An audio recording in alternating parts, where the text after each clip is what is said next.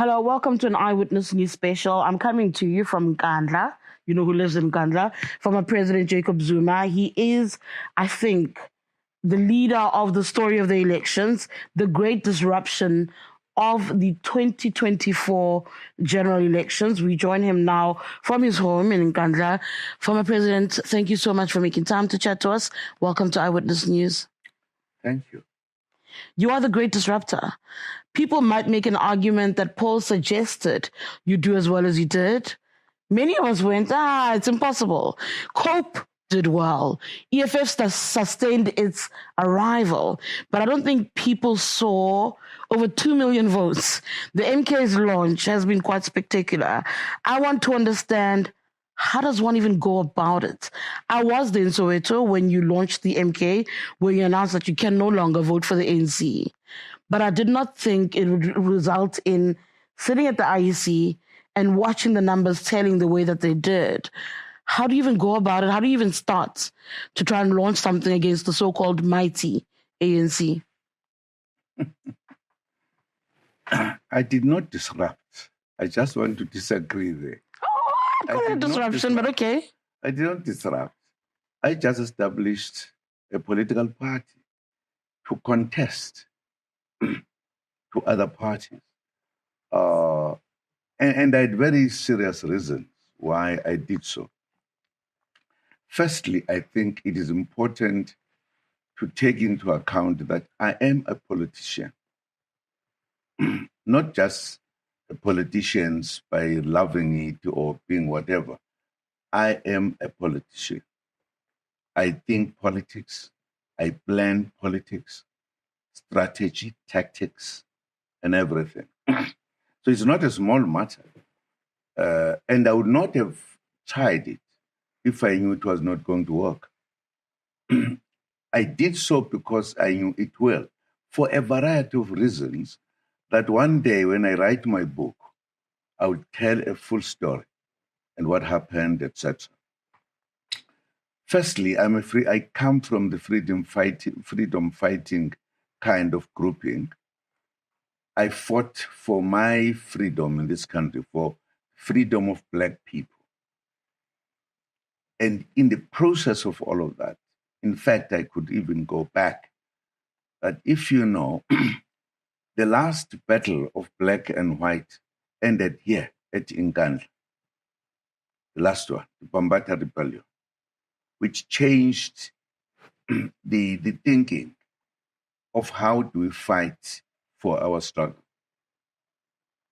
That's what led to the establishment of politics in South Africa from the Black people in particular.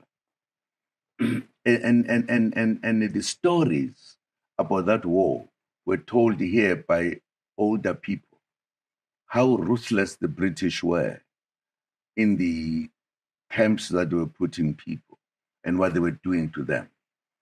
That is where my what you call it, the first things that put me into politics. So getting into politics was not just because I love politics. It was because of what had happened to a Black person in this country that made me to join the struggle at my young age, to fight for the liberation or freedom of Black people. It is in my blood, it is in my vein, it is in my marrow. It's not a joke. I'm not doing it because I want to make money. I don't want to do it because I just want to do good. It is a very genuine desire to liberate a Black person. And that will take you back to slavery, that I think about what has been done to Black people. The most devastating behavior towards them. And therefore, to me, if I go to the struggle, it's not because I love it, it's because I want to change the lives of people. So it is a serious matter. And that led me to know politics deeper. Because they're politicians, not just politicians. Or in for a career. For careers, others. And politics is a serious, serious thing. It comes from very far. Now, when I took the decision that I'm ready to lose my love for the freedom of our black people, it was not a joke. That's why I joined in 1961. I mean, not 61, after 1961, 1962. Okay. It was Nkandla as a liberation movement, or the kind of different fight than non-violent. When you I took up the joined armed, it yes. then, and I became a soldier of MK. Help me marry that vision, right, with the MK as you have it now as a political party. Help me understand how you've evolved from that person who was under the ANC, who understood why he needed to fight for a particular vision, to who you are today and what it is that you're fighting for with the MK party. At that time, as you know, and I've explained this at some point, there was African National Congress, the ANC. It was the only party that was established in 1912 as a response to the white separation and apartheid and the Kalapa and whatever you call it. Because the organization was growing and growing and growing, when the National Party government came into power, they then said they are not going to have a soft Calabar that was being done by the British. They brought apartheid. You are a kafir, you are a kafir, you to your corner. They said so themselves. And that in itself led to the situation where they came to a point to ban an illegal organization, African National Congress, which was fighting non-violent struggle. And that's what made us to say we cannot stand for this. And therefore, an alternative kind of an organization, well, it was clear they wanted to fight. And the ANC and the liberation movement at the time said, let us do it. And there was then an establishment well thought out of Nkandla as a military wing of the struggle in South Africa. Yes. Military wing. And therefore, we were taking arms. We went to train, we joined, we took a vow, we took an oath and everything. We were ready to fight and die. And many did so. That then led to a long, prolonged struggle that came to a point where particularly the whites, particularly put under pressure by the Western countries that they must agree to negotiate and stop the fight and find a way to sit together. That's what led to what people call CODESA. Yes. That was now to say, stop the war, find a way to live together. That's what we did. With process going forward, well, there are a lot of details there. Then we reached a point where the party that was established to liberate people began to move off the rail. And the leaders began to be the ones who are in charge, who are doing everything they love. And therefore, the process to finalize our freedom was lost. And the leaders were not listening, even if we wanted to listen to. My organization, which I had spent more than 60 years in it became difficult. It became very funny. And you could not correct it. When I write my book, I will explain the details. Not now, because We've now, been waiting for this book for so long. No, it's coming. Don't worry. But let's speak about it. So come when you're an old lady. But let's speak about that. So you felt that the leadership derailed away from the vision of what? The National Democratic Revolution? Is that where the ANC got lost? When did you realize that the leadership of the ANC has derailed from the vision? After Quite you a were while. done? Quite a while. While you were still president? As soon as... No. When I was a president, it was not derailed. So after 2017? I was removed before I finished my terms, specifically because I was moving to the direction that ANC was established for. I was removed. As head of state or as ANC president? As a head of state. So that's 2018. And I think you've had this conversation with Ziyanda from Newsroom about you being removed, about former President Thabo Mbeki. I want to come back to the part where you say it was derailed and you attempted to speak to the leadership of the ANC and you ignored. Is that it? Absolutely. I was. It ended up with me even moving away from attending the meetings where I was in terms of our agreement. An ex officio. An ex officio. Because I realized that if I stay there, all the wrong things that were happening, I will also be blamed. Why were you there? Because I did not want to say to people, do this and become like a hardy to them. So I gave them an opportunity. But they continued until the point where it became impossible. I went into the last conference, not as a former president of the ANC. I went there as a member of my own branch from here because I wanted to argue things. I was prevented, I could not do so. And I had no alternative. I took a decision. This organization is no longer the organization I know. That's why I call it Ramaphosa ANC. We'll get to the Ramaphosa factor. So it was when you left NASREC 2.0 in 2022 that you knew you needed to start a different organization outside of the ANC. No. Not at that time when I was up there. The last conference of the ANC, the very last. The NASREC, NASREC 2.0. The second. In 2022, yes, the second NASREC. Yeah.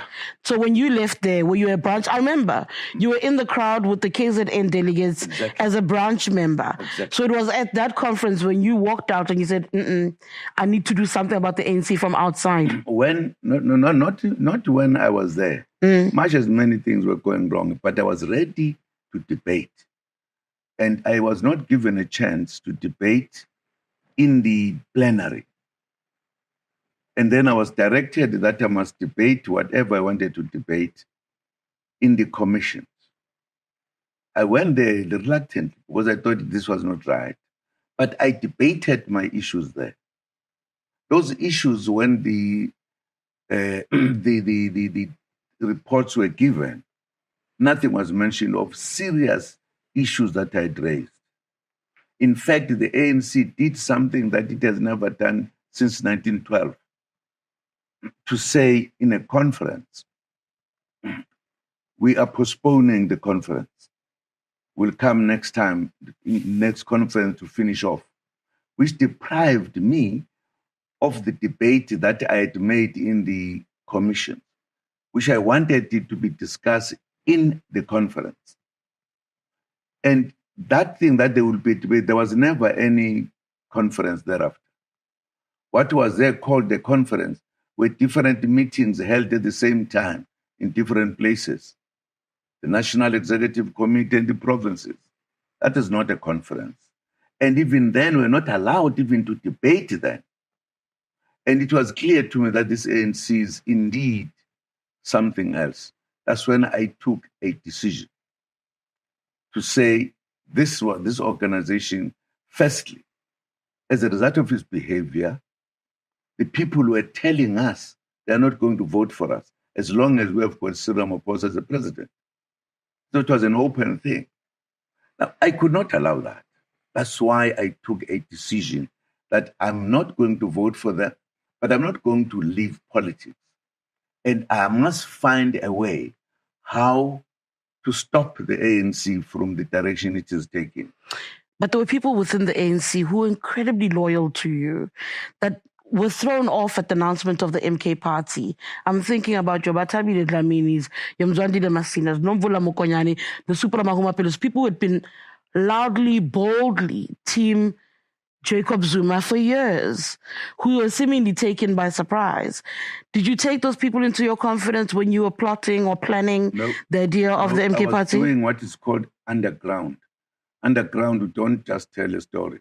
I chose the people I was going to deal with, that I worked with. Because I now, if I had told people, that thing would not have worked. I went underground, applied my tactics, applied my underground training in order to get where I am. And Ace Makashvili was already kicked out of the ANC. He was already left out in the cold. I mean, when I look at the election results, ACT was dismal, so to speak. Why wasn't he taken along the ride? Who? Ace Makashvili? I don't want to talk about that one. Let me not answer that one, because I don't want to talk about Ace Mahashul. Okay, I'm going to move on from him. No. But maybe let me be fair to you. Sure. I did inform Mahashul. I did, not once. I did. It's just that I must not go any further. And he still went on to establish ACT. Exactly. Well, you were at a big Orlando Stadium event. He was at a church holding a manifesto. And I actually asked him about it. I was like, why would you hold competing events when you are meant to be aligned? And I don't know if I got a satisfactory answer. I want to speak now to you about the Ramaphosa issue. This Ramaphosa, ANC of Ramaphosa that you speak about.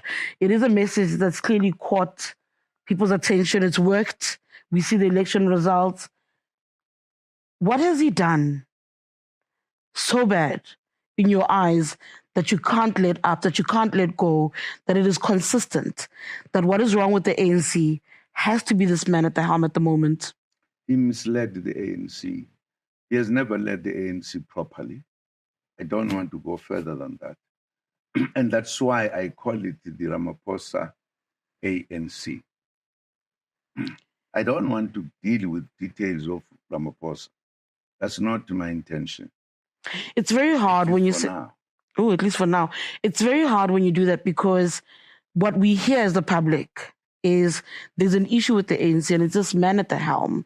When you ask for an understanding, you don't want to delve deeply into it. You don't want to take us into full confidence about what has gone wrong. I'm not going to say to you, you chose him as your deputy. You said in the public before that they brought him to you during the Mangaung conference to make him your number 2. I still don't know if saying to me he's misled us is sufficient. I still feel like I'm missing something because when I look at you, it feels like you're going to great lengths, starting another party and asking for people to vote for that to make sure they bring a party you serve for well over 60 years under. That sounds like vengeance, yeah. It's more than just the surface level, or we dislike you. It feels deeper than that.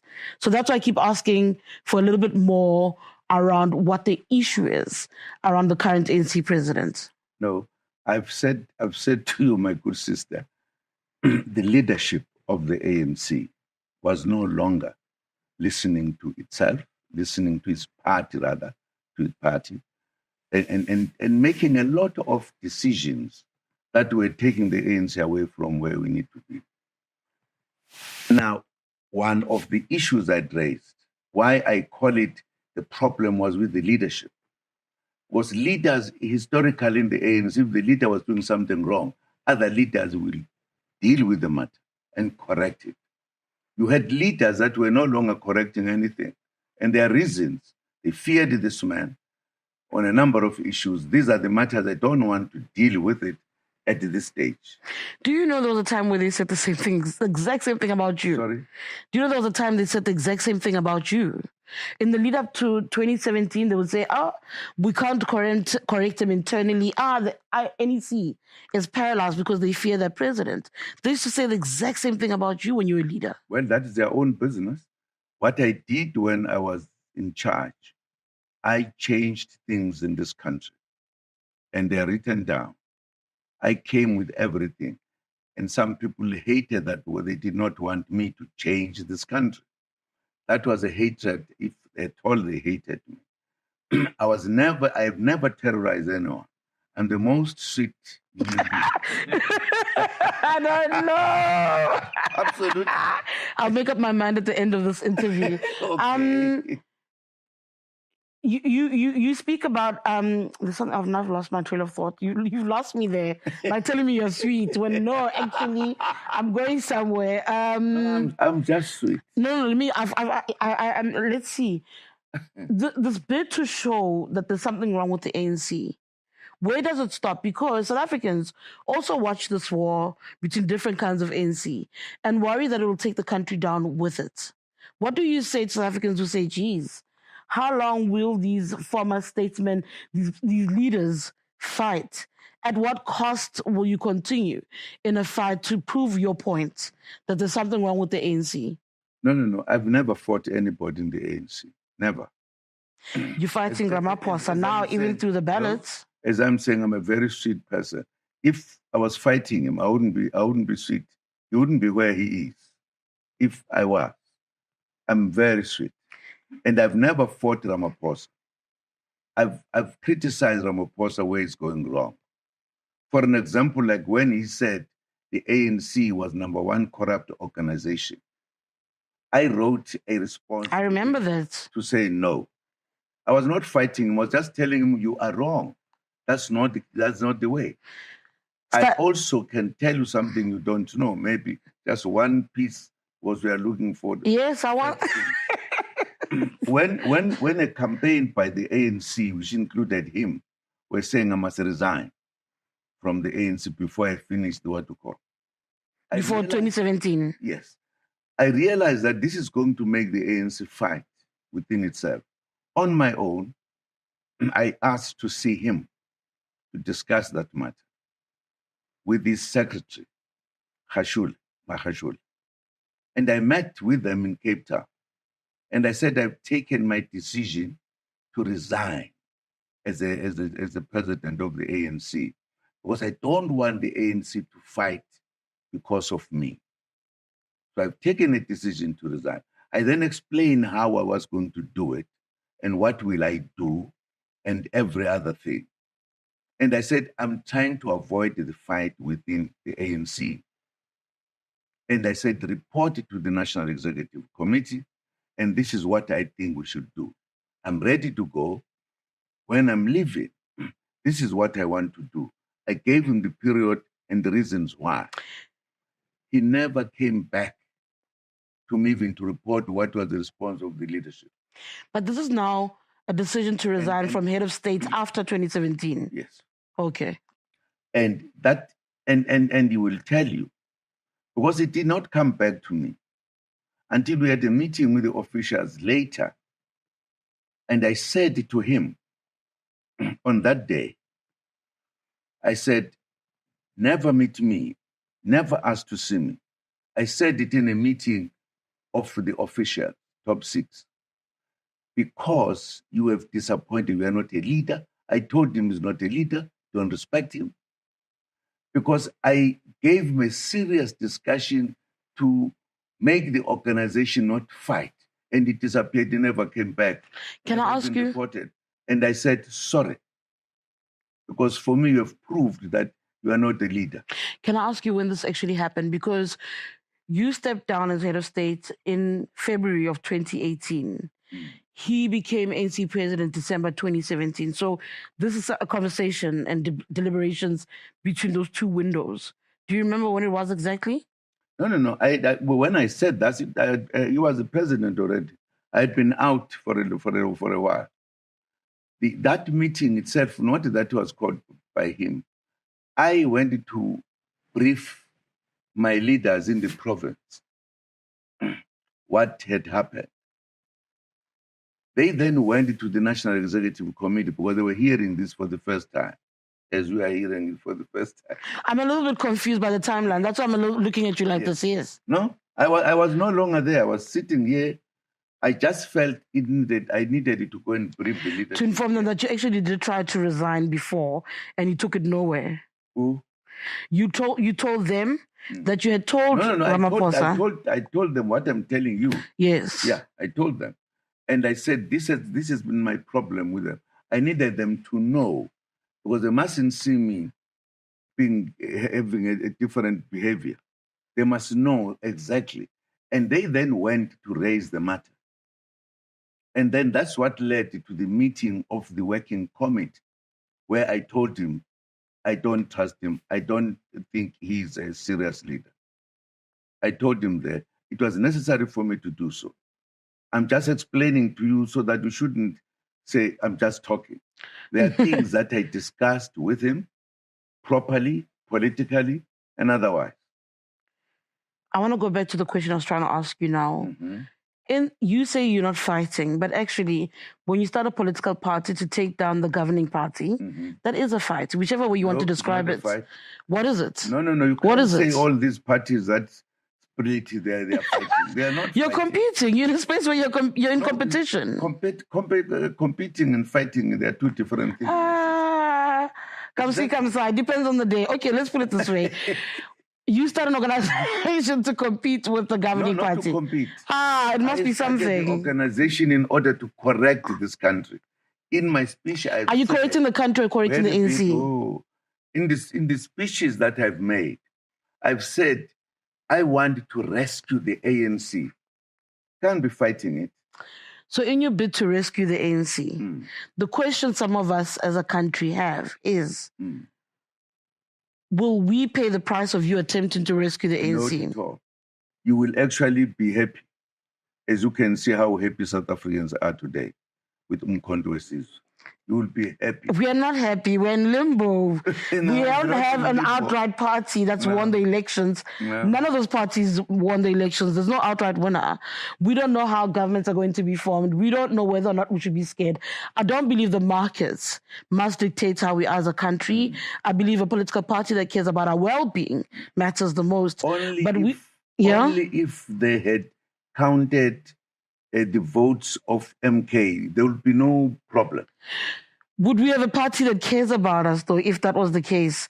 If the 2/3 majority that the MK has been selling us was actually the truth, would we be well taken care of as a country? I still don't know that. You will feel, if by now you will be feeling that we are now there. I don't know, because I also don't agree, and I'm a little bit confused about your policies, but I'll talk to you about that in 2 seconds. No? You shouldn't. If you are an African, you shouldn't. I am an African. You posture left, but your policies are right. So I'm a little bit confused. No, your policies aren't right. They're not progressive. They're progressive. Not all of them. Listen, my dear. We are talking about free education. Is that not progressive? We're talking about when black children can't study, when there is enough money.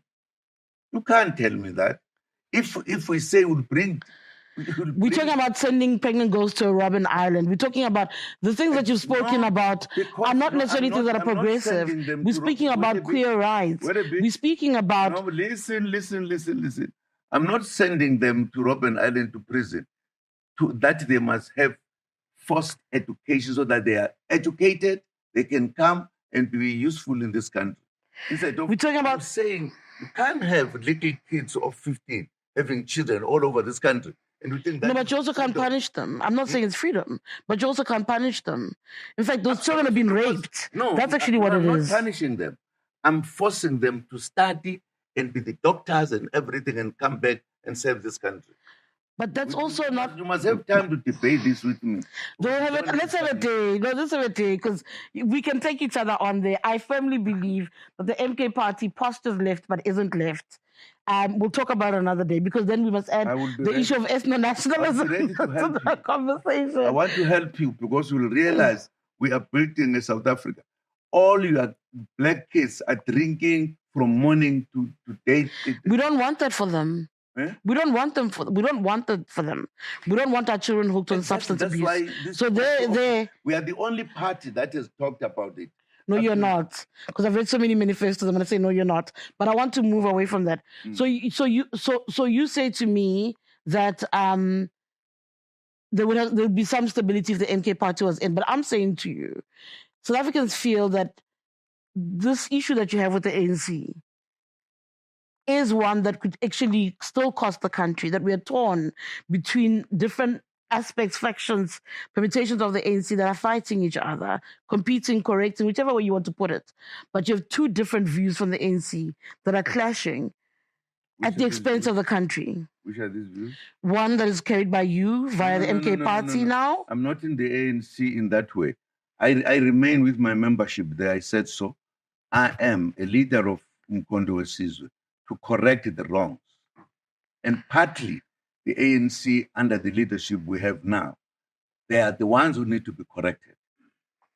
And so I'm you know that in the policy of the ANC we say we've got a freedom charter. Yes. Which the ANC has forgotten about. Nothing's being done, which will change the lives of the people in this country. And this is what we're going to do, to carry out the correct policies that were decided by the people of South Africa, not just by the ANC. So the view that you are testing institutions of democracy to prove a point is unfair, or is it fair? Which one? Democracy now. The view that you're testing, the tenets that are upholding our democracy to prove a point, is that accurate? This is now obviously looking at the court, looking at the IEC. Is that a correct assumption that, look, here's a person who's testing the very might of these institutions and their ability to do their job? The IEC took our votes, gave them to other parties. That's not democracy. That's not democracy. The IEC said there was a crash. Of the dashboard. When there was no crash, when they were taking our vote. We've got evidence. That's why I've charged them. So you've gone the legal route. That is democracy. No, you've gone the legal route. When we say don't start saying you are now giving the numbers, because we are complaining. We are a long list of parties. They don't listen. That's not democracy. I disagree with you. That's not democracy. It's not democracy. No. What you are doing is democracy. Absolutely. There are around 50. I want the truth to be told. Who actually won? We don't know right now. That's a reality we are dealing with from Nkandla. We want the truth. We want people to deal with things properly. We want people to respect other people. You're not satisfied with the 2 million odd votes. You believe you are owed more. Absolutely. Not that I believe. I know. I told them I've got facts. And I've got facts. As a result, your 58 MPs, are they going to Parliament? Are they not going? How long will they not go if they're not going? No. If there is a law that says if there is no, what is it called? Which one? I don't know what you're referring to. Even tell me. If there's a law that is called what? Are we speaking about the election of a president, the speaker? Are we speaking about the declaration of the elections? Of course, yes. Which one are we going to? Be done when the declaration. When there is a huge number that is not in Parliament. Or the election of a president, yes, it can be done. Can't. 130 MPs need to be in that house. There will be 130 without your 58. No. I'm willing to take a bet on that one with you. If there are chairs that are empty, there'll be quorum. There's no quorum. Are you going to take other MPs from other parties and ask them not to attend? We are all complaining. It's not only me. But the parties that are complaining alongside you are parties that are Busara, that are 4,000 votes, ACT, that's got how many? 13,000. The parties that are complaining are not in Parliament. They don't have seats. Our membership, if MK is not there, there's no quorum in Parliament. I beg to differ, but let's wait and see. Let's wait and see. If I'm right, what happens? I've been in Parliament, my dear. I haven't been, but I feel like I'm right. I've been there before. If I'm right, what happens? And if I'm right? I'll give you a cow. Oh my God. I want my cow. Because I know you want me. Please deliver a cow to the east of Johannesburg because you want me a cow. I don't know where we would put it. We'll find space in my father's yard. Don't you worry, but you owe me a cow. Where does it end for you? This issue, no, before I actually get there, let's speak a little bit about Jabulani Khumalo. Yes, it's a court matter, but he's actually on your parliamentary list. So as it is, it hasn't been altered. We are taking him out. You missed the deadline to alter it. No. We will take him up. Don't worry. We can't sit with this. Not our. He is not in our party. We chased him out of our party. There's no democracy that can say somebody can come in Nkandla to tie him. Look, he's not a member. You know how Parliament works, as you said. You've been in Parliament. Exactly. I haven't. You know that you have to resign once your name is in. You can't be fired. He has to write a resignation letter and remove himself. I saw the list today. That's part of cockeyed democracy. Because you can't have a man who's chased out from his party and he sits there by force because the what you call democracy must do so. Where do you get that from? He's not in our party. He was chased away. Yes, a letter was written. I gave him. We were sitting here when I gave it. I heard about that meeting. So what happens when he goes to Parliament and he sits there? 57 of your members are not there. Our party is not going to agree. There's no parliament that's going to force you with a member who's not your party. It can't be. He can go there to show his stupidity. Okay. So that's the issue of Jabulani Khumalo. You are clear on that. What if he wins the court case? He can't win the court case. He can't. What if he does? No, he can't. I told you. He can't. Because he's lying. He's a liar. Mr. Zuma, let's speak a little bit about other parties like the EFF, for instance. Why should I discuss other parties? I'm going to speak about coalitions. I'm going to ask coalitions. I don't want to discuss other parties here. No. I feel like I must give up. No, let's speak about. No, I'm not going to give up. Actually, I've got another one. It's fine. I've got another one. Let's speak a little bit about coalitions. The ANC looks like it's leaning towards a government of national unity. Some people are speaking about a minority government. I've heard they've attempted to call the MK party to ask for you to come on board. Have you received calls from the ANC? What is your position? No, I'm not sure. I don't know. Normally, I don't want to discuss other people. General is not my habit. I think all parties are meeting and talking to one another. Let us leave it at that, rather than to isolate others and say, oh, this one, blah, blah, blah. I think at the moment, nobody can say I'm making a government because I'm a majority.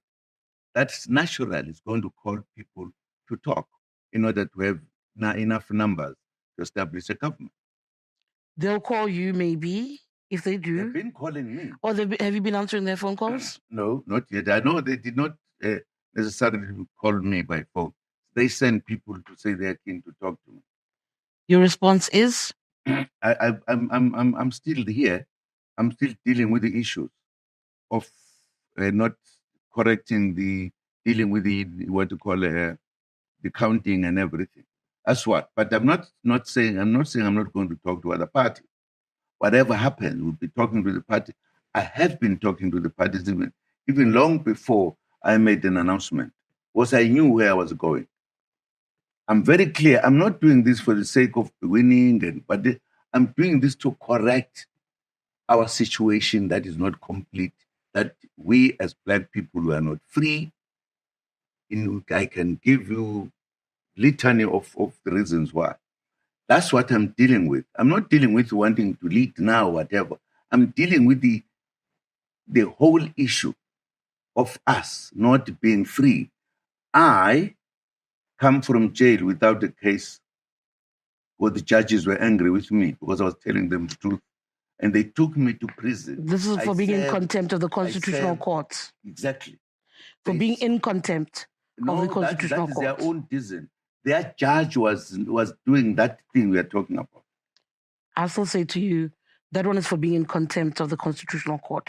That's how I understood it. You want me to tell you this? No, I don't want you to tell me the story. I want us to move to other things because we don't have time. There is a law in South Africa that says if you are in a commission or somewhere, you say to whoever is chairing, I don't want to because you are not going to be impartial to me. What does the law says? What must that person do? Consider it. They don't owe you a yes. They must consider it. You can't. By law, if I say I don't trust you, you are going to be biased with me. You can't force yourself to go. The law does not say so. But I want to. What? That's. No, I'm telling you That's I'm hearing you. That's where the problem begins. I'm hearing you about And where the then problem judge, begins. Instead of giving it to somebody else. Chief Justice Raymond Zondo. Exactly. And he uses of being a Chief Justice to instruct his people to charge me and to sentence me to 2 years. There's never such a thing in any democracy, in any situation. So I couldn't be those judges by not helping him. They were themselves doing the wrong thing. I'm not coming to your court if that's the case. I fought for this freedom. They didn't. Are you angry about the way that was handled? Absolutely. Do you remain angry? Absolutely. I will remain angry until I die. Because they were wrong. They were totally wrong. The judge first was wrong. They were wrong. And I will never accept it. Even today, they can repeat it. I will go to jail. If their jail is to put people there who have no crime just because they are hated. That goes to my earlier question when I said to you, to what end? I asked you if it's vengeance earlier on. What was it? I asked you whether or not some of the things that you're doing are because you're angry and it's vengeance. At all. So when you say you'll be angry until you die, I then ask you, is that what you're driving for? Because the judges are there to be honest, to judge people properly. If they don't do it, they're not going to be my friends. I'm going to go back to the issue of coalitions because that's where we were. Simphiwe Nyanda has written a letter. Who? Simphiwe Nyanda, General Nyanda. Mm-hmm. He says it's an outrageous idea that the ANC would want to talk to the MKP about coalitions. The same Nyanda, let me finish. The same Nyanda who celebrated your win back in Polokwane in 2007. When you watch that, where a completely different attitude has been taken, posture, to who you are then versus now, what comes to mind? Nothing serious come to mind. That's not my worry. Of Nyanda, it's not my worry. And then everybody says you got rid of Zuma because of state capture. If you allow him back in, you're opening the door back to what went wrong during his term of office. What do you say? Whose term of office? There are people who also say if the NC seeks to work with you, because some in the NC want to work with the MK party. Mm-hmm. Others say, if you do that, you're opening the door back for state capture to happen. We are past that. I don't even know what the state capture really. Because in my own language, I don't understand. Because if you want to talk about the state capture, you are talking about parliament, executive, and judiciary. If these three were captured, they couldn't themselves deal with themselves. Does not make sense. I said this even when it was being said, the state capture. What does it mean? Was it mean those three arms are captured? How can they then, it should be them who look after the case. What have you done? It's madness in my view. I'm almost done. I really am. Under what conditions, minus the issue of the president of the ANC, because they said that's a non-negotiable, would you be willing to work with the ANC? No, that one I'm not going to be answering it because you know very well. But they said it's a no-go. It's a non-negotiable. Who is no-go? Their president is a no-go. Who? Their president. Their president? Yes. Is a no-go? When it comes to negotiations, they're open to talking about everything except for calls for their president to go. So what else? What other conditions? You can't say you want to negotiate and put conditions even before we talk. That tells you there's something, I don't want to involve myself in that one. You can't say we want to negotiate, but not about our president. What is that? You don't want to negotiate. Because if you want to negotiate, you say, I want to negotiate. You then negotiate. If those issues arise in the process, you can then discuss. You can't put a condition. You want to discuss with me, but put not this one. It's never done that way, really. And then my parting shot. A lot of people speak about your relationship with your daughter. And some people feel, particularly in the ANC, some people feel that part of what's happening is because she's egging you on. They don't believe it's you. They believe it's your daughter pushing you in this direction. Your response to that? What does she know about my politics, really? Can I be pushing my child by my child? Can't you see that there's something wrong with these people? I mean, a child who found me being I was already in exile. I've been in politics long time ago, have done a lot of things, including going to prison, taking my decisions. Somebody one day say, it is this child that is making Zuma to be what it is. Shame. Shame, man. Okay.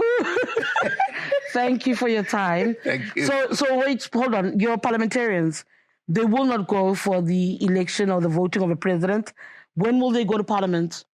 No, if we do so, if there is no quorum, that parliament collapses. It collapses. They can't go there with members who are not there. That's not parliament. Remember, if they manage to elect a speaker, a deputy, and a president, you owe me a cow. I'll send you my address in the East Rand. I'll push the cow from here through what do you call a road 3? What is it called? N3. N3. You must come on the N3. That's right. On the road.